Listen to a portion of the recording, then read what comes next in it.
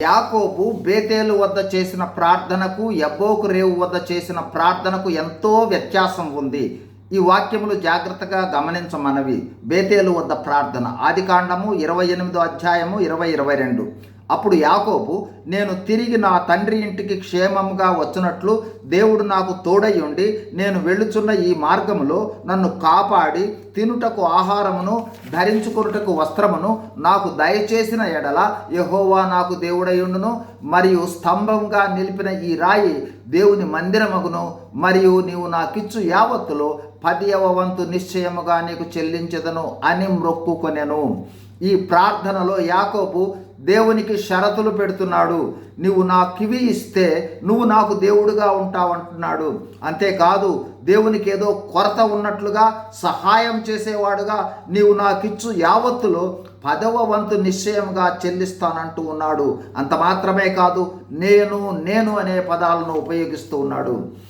యాకోబుకు అప్పటికి గ్రహింపు లేని విషయము కీర్తనలు 24:1, భూమియు దాని సంపూర్ణతయు లోకమును దాని నివాసులను యెహోవావే.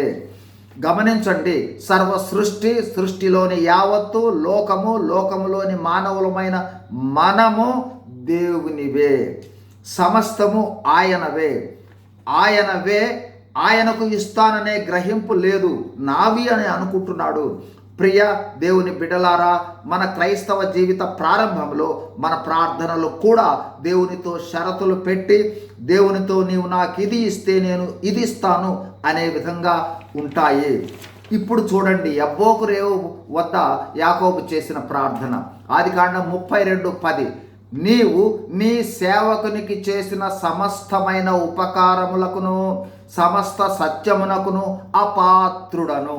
ఎట్లనగా నా చేతి కర్రతో మాత్రమే ఈ యోర్దానును దాటి తిని ఇప్పుడు నేను 2 గుంపులై తిని అంటూ ఉన్నాడు. ఈ ప్రార్థనలో నేను అనేది పోయి నీవు నీ సేవకుడు అంటూ ఉన్నాడు. అంతేకాదు, సమస్తము ఖాళీ చేసుకొని దేవునితో నీవు చేసిన సమస్తమైన మేళ్లకు అపాత్రుడను అంటూ ఉన్నాడు.